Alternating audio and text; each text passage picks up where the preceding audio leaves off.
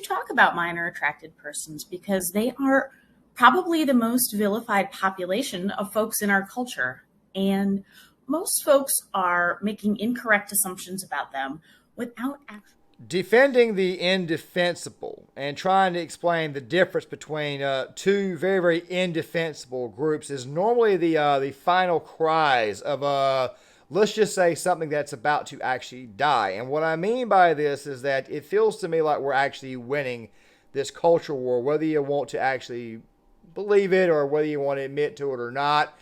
But the thing is this right here. We are, in fact, winning. I know that we're winning because the establishment is always its loudest before it goes out. Now, you're probably thinking that things are, in fact, getting much, much worse. And, of course, they normally are worse before they get better.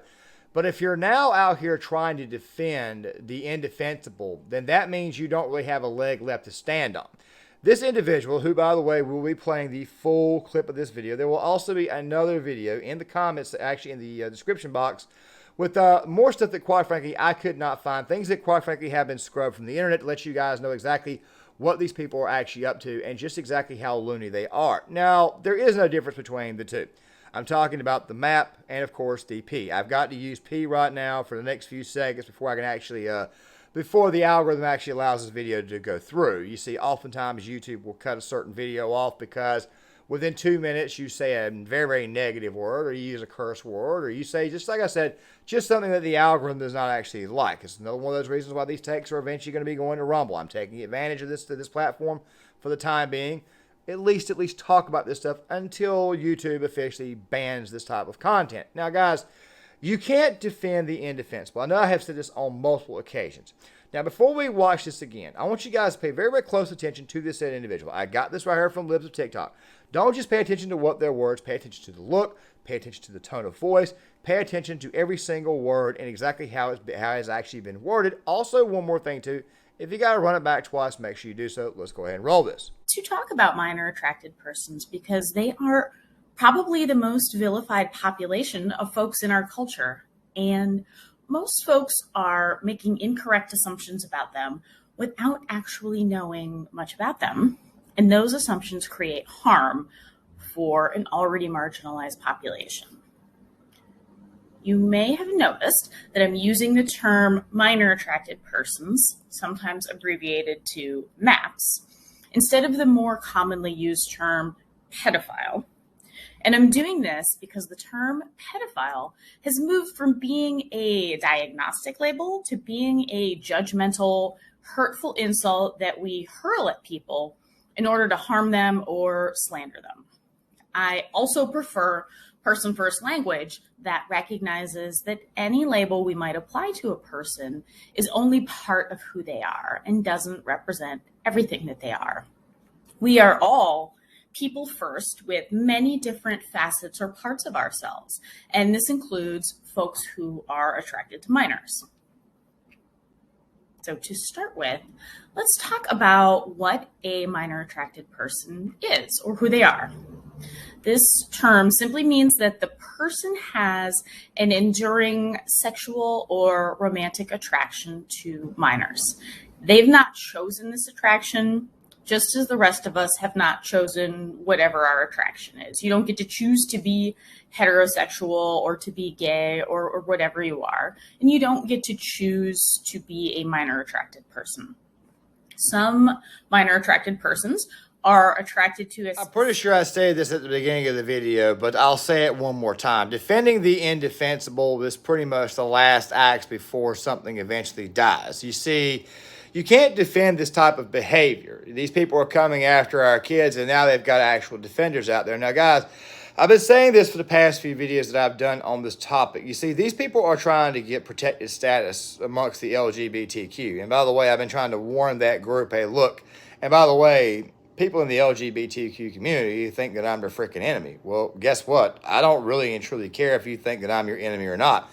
I'm telling you that after a while, people are automatically going to associate child predators and these people with you. They're automatically going to associate them with yourself. I mean, hell, Gays Against Groomers got freaking banned. Brandon Straka, he is gay and he's been outed because he's no longer a part of the left. Same thing with Scott Pressler, and the same thing with several, let's just say gays, lesbians, bis, and trans who've decided to become conservatives. They've been kind of sort of outed as sellouts because they're not in favor of this crap. You see, it's an actual honest-to-God cult, and I think you're seeing the cult at its absolute worst.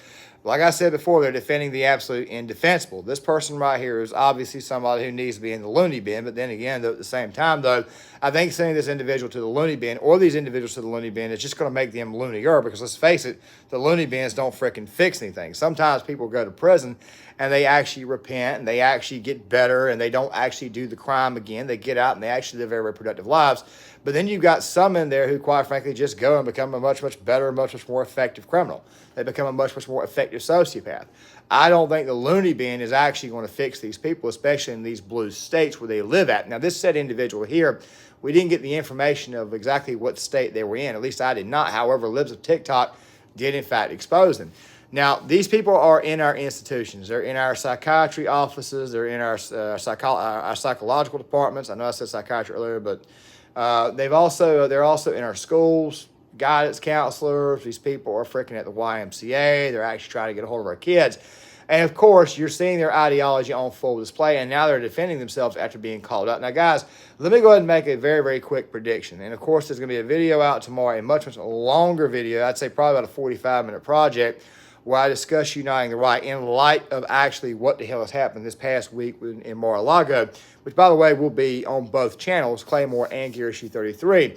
That this right here will only incense people more and more to not only vote these people out, to not only vote these leftist politicians out, but it will also incense people to the point to where they may see red and they may automatically think to themselves, this person over here who's LGBTQ. And like I said before, I'm pretty much viewed as an enemy to that community because I am not okay with their agenda. Like I said before, I'm a straight white male, so that right there automatically makes me enemy numero uno. All right? But when I call out the wokeness, and of course the wokeness is actually eating their group, I sometimes get friggin' called as an actual enemy, when in reality, I'm warning you, these people right here who are trying to get protected status in your actual ploy are eventually going to take you down, and people are automatically going to lump them with you, and they're automatically going to get that assessment and that assumption that you are just like them. I'm just here to warn you. This right here is why cultural wars do, in fact, matter. You see, people out there who say that the culture war does not matter, they're normally people who don't have any kids. They're normally people who don't have any actual lives. They sit behind the computer. They're basically incels.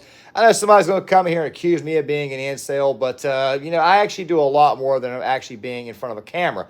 And as I've said before, especially in the previous video, while there's going to be some videos back here going forward, I'm still going to be, for the most part, in front of this camera because I like to put my face next to my comments so that way you guys know that I said this shit and that I actually freaking mean it. Okay, I've been called based. I wouldn't go that far, but at the same time, though, this entire crap right here is absolutely sick and needs to be called out, and I have no problem putting my face next to it. Like I said before, cultural wars matter. Wait till those incels have things happen to them, when things actually invade their freaking lives. Watch their asses turn right back around and actually begin to start calling it out. Guys, John Claymore, if you like the content, hit the like button, share the video, leave it in a comment in the comment section, and I'll see you guys later.